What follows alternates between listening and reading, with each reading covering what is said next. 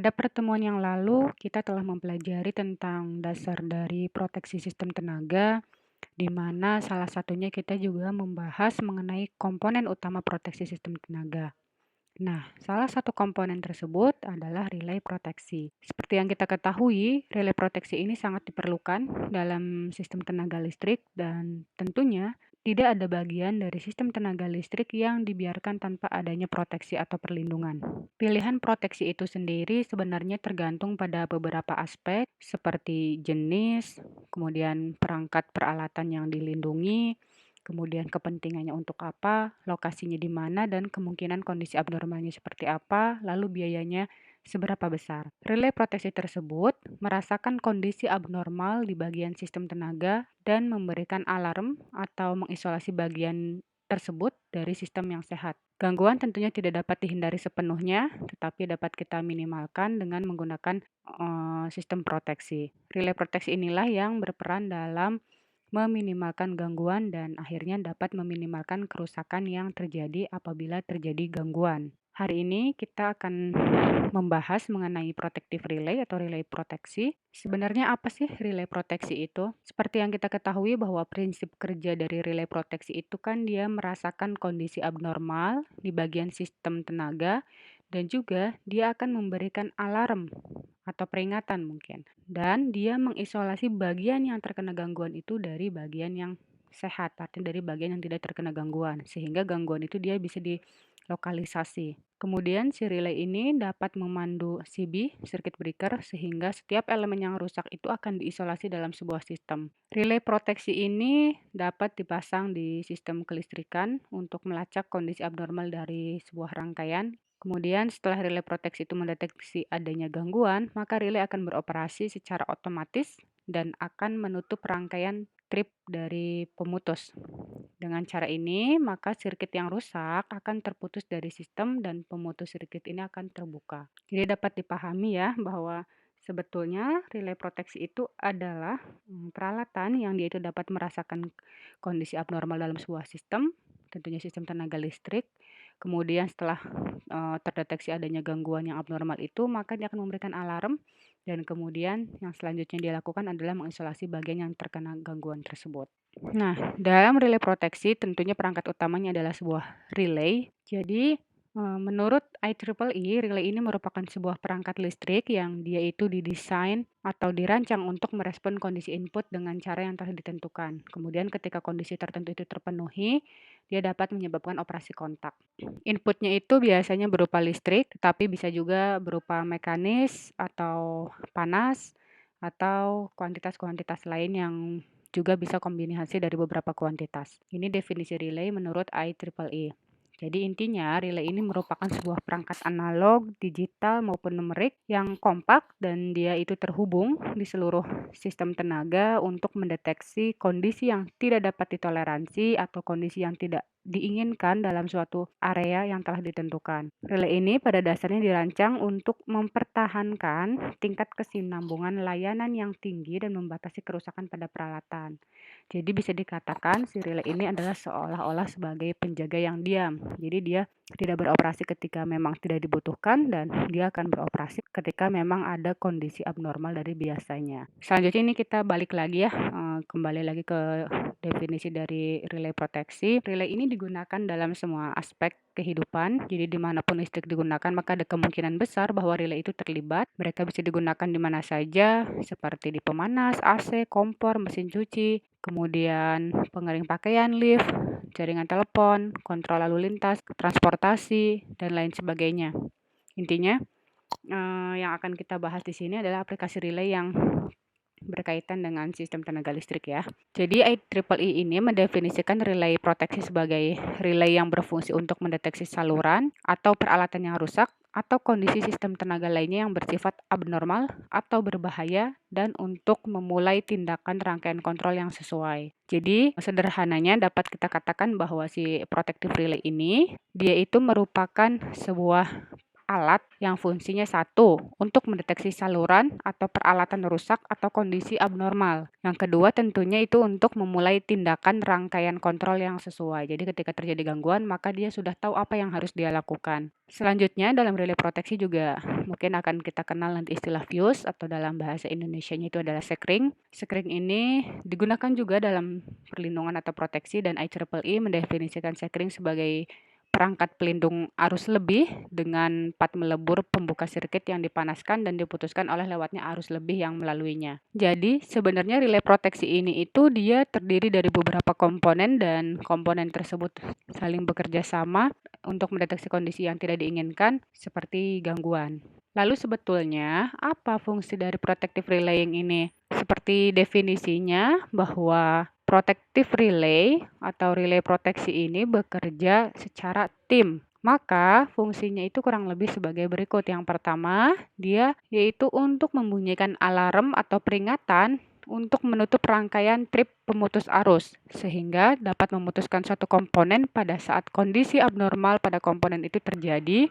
Bisa saja kondisi yang terjadi adalah misalkan beban berlebih atau under voltage atau misalkan kenaikan suhu atau beban yang tidak seimbang dan lain sebagainya atau mungkin juga hubung singkat. Fungsi relay proteksi yang kedua itu adalah untuk memutus bagian yang beroperasi tidak normal untuk mencegah gangguan berikutnya. Misalkan adanya proteksi pada beban berlebih dari suatu mesin itu dapat melindungi mesin tersebut dan mencegah terjadinya kegagalan isolasi. Lalu yang selanjutnya, fungsi relay proteksi ini adalah untuk melepaskan bagian yang rusak dengan cepat sehingga dapat meminimalkan kerusakan pada bagian yang rusak tersebut. Yang keempat, yaitu fungsi relay proteksi adalah untuk melokalisasi efek gangguan dengan memutuskan bagian yang rusak dari bagian yang sehat.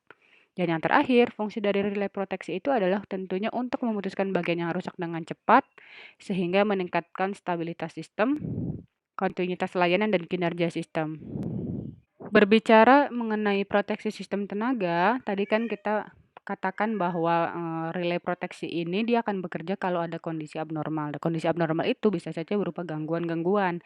Di sini kita akan singgung sedikit terkait gangguan, kemudian penyebabnya itu apa dan efeknya seperti apa. Jadi, gangguan pada peralatan listrik itu secara umum didefinisikan sebagai cacat pada rangkaian listriknya yang disebabkan oleh aliran arus yang dialihkan dari jalur yang dimaksudkan. Gangguan ini disebabkan oleh putusnya konduktor atau pada kegagalan isolasi. Impedansi gangguan umumnya itu rendah dan arus gangguan itu umumnya tinggi. Maka selama gangguan, tegangan dari tiga fase ini menjadi tidak seimbang. Arus gangguan yang berlebihan tentunya dia dapat merusak tidak hanya pada peralatan tetapi juga pada instalasi tempat arus gangguan tersebut diumpankan. Misalnya ketika terjadi gangguan pada motor, maka belitan motor itu kemungkinan besar akan rusak. Selanjutnya, kalau motor tersebut tidak diputus dengan cukup cepat, maka arus gangguan yang tadi itu, arus gangguan yang berlebihan tersebut dapat menyebabkan kerusakan pada peralatan lainnya, seperti pada peralatan start, kemudian sambungan supply, dan juga lain-lain.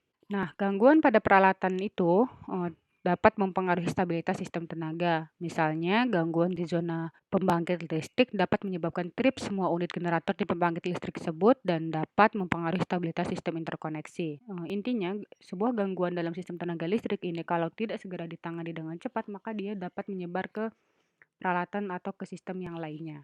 Maka, gangguan itu memang kita tidak dapat sepenuhnya menghilangkan gangguan dari sebuah sistem tenaga listrik. Kita tidak bisa menghindarinya, tapi kita dapat meminimalkannya sampai batas tertentu dengan mengambil beberapa langkah. Misalnya, untuk meminimalkan gangguan tersebut, kita dapat meningkatkan kualitas mesinnya, peralatannya, instalasinya dengan perbaikan desain mungkin, atau misalkan bahannya juga diperbaiki, atau misalkan pengujiannya juga dirutinkan, atau misalkan dilakukan penelitian dan pengembangan pada peralatan listrik tersebut. Yang kedua, kita bisa meminimalkan gangguan ini dengan cara misalkan adanya perbaikan dalam desain sistem, tata letaknya yang benar, dan juga pemilihan peralatan yang tepat.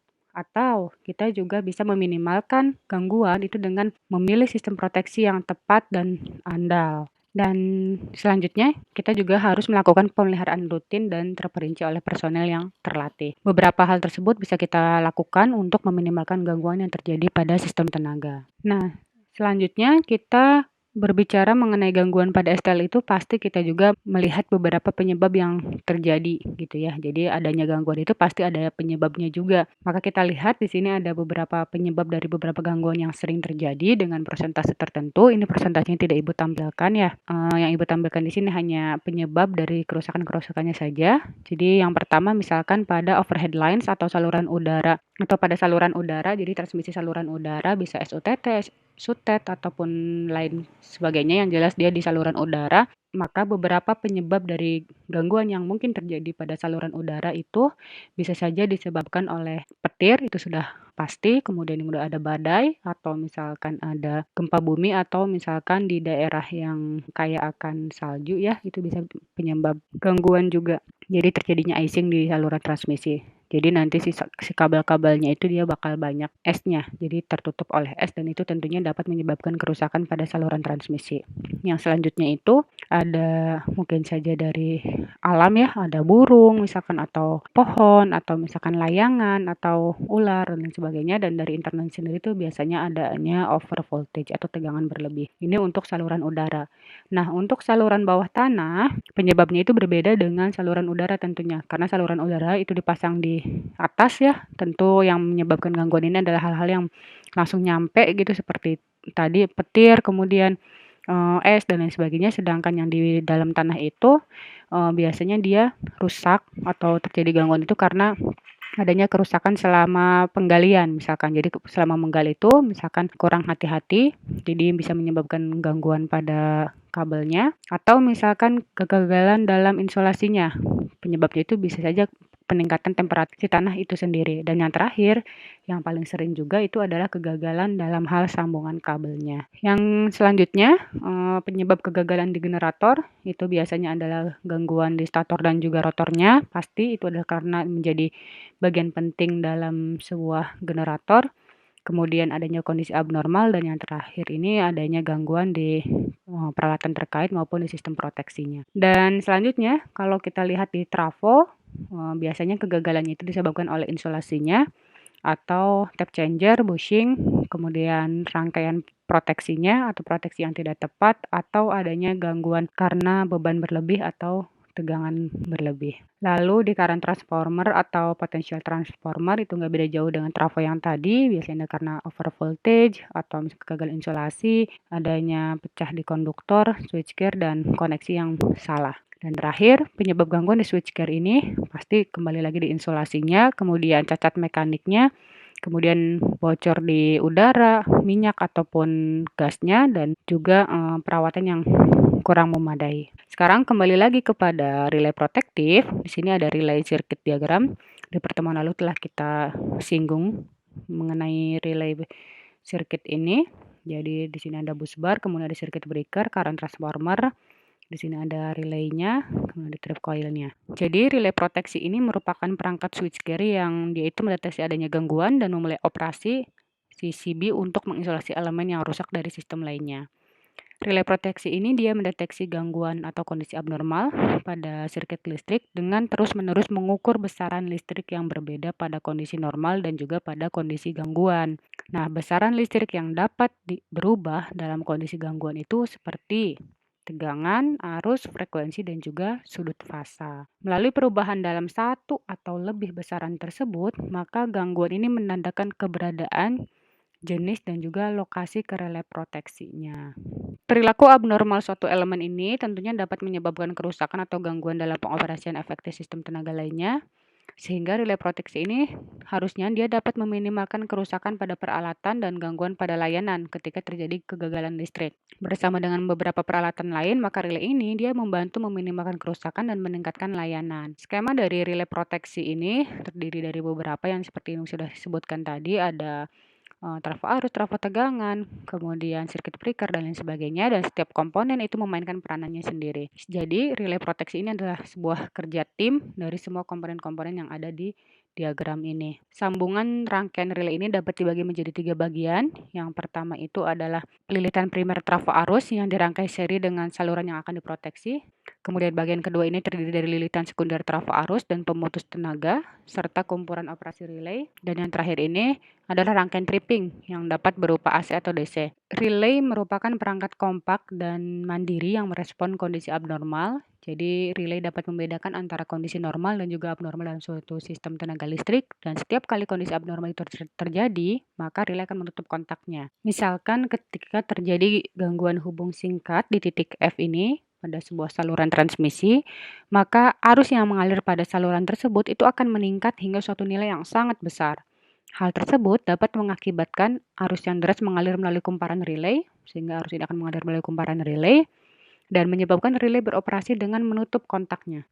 Ini akan ditutup, dan pada gilirannya dia akan menutup sirkuit pemutus dan membuat CB ini akan terbuka dan mengisolasi bagian yang rusak dari sisa sistem. Dengan cara ini, maka relay ini memastikan keamanan peralatan sirkuit dari kerusakan dan kerja normal dari bagian sistem yang sehat. Sebagian besar relay yang digunakan pada sistem tenaga listrik ini sebenarnya adalah jenis elektromekanis dan mereka bekerja pada 2 prinsip utama.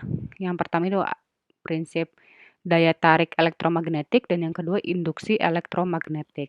Maka dapat kita lihat di sini jenis relay proteksi ini biasanya digolongkan menjadi beberapa bagian. Yang pertama berdasarkan karakteristiknya, kemudian berdasarkan logikanya, berdasarkan parameter penggeraknya, dan yang terakhir ini berdasarkan mekanisme operasinya. Yang pertama, kita berdasarkan mekanisme operasinya, relay proteksi ini dapat dikategorikan menjadi 3. Ada relay elektromagnetik, relay statik, dan juga relay mekanik. Dalam relay elektromagnetik, penutupan dan pembukaan kontak relay ini dilakukan oleh aksi elektromagnetik dari solenoida tersebut.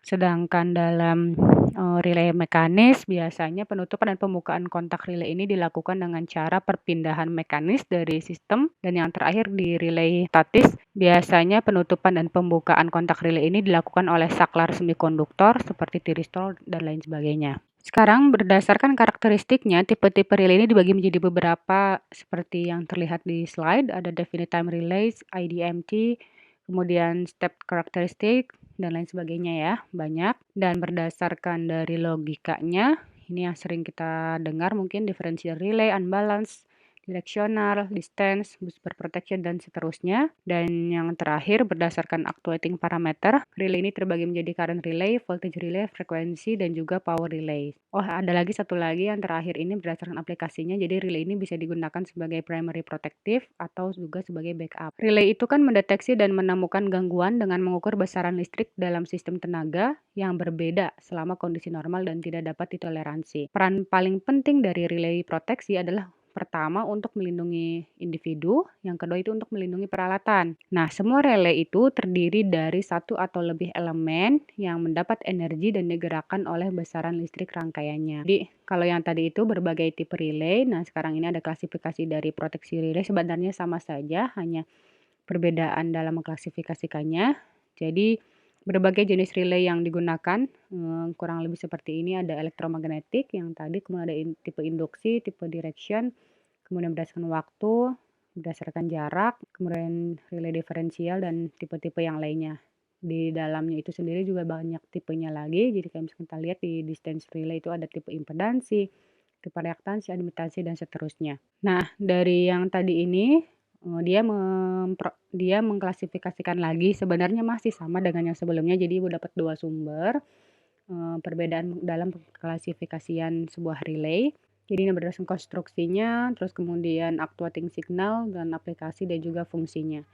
Yang pertama berdasarkan konstruksi ini sama dengan yang sebelumnya ya, yang ini yang berdasarkan mekanisme operasinya. Maka berdasarkan konstruksi itu relay terbagi menjadi elektromekanik, kemudian SSR, ada numerical juga, ada microprocessor juga. Dan berdasarkan actuating signalnya sama seperti yang ini. Nah, actuating parameter ada current, ada tegangan, ada frekuensi, daya, suhu, kecepatan, tekanan, dan lain sebagainya.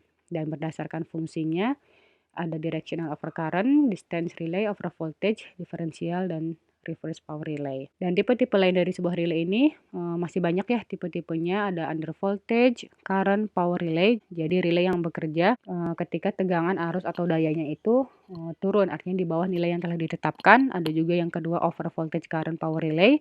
Ini kebalikannya, yaitu ketika besaran-besaran tersebut berada di atas nilai yang telah ditetapkannya. Yang ketiga ada thermal relay, yaitu relay yang bekerja karena panas yang dihasilkan oleh arus pada kumparan relaynya. Kemudian ada relay penyeimbang, ada permanen magnet, ada static relay, dan juga gas operated relay.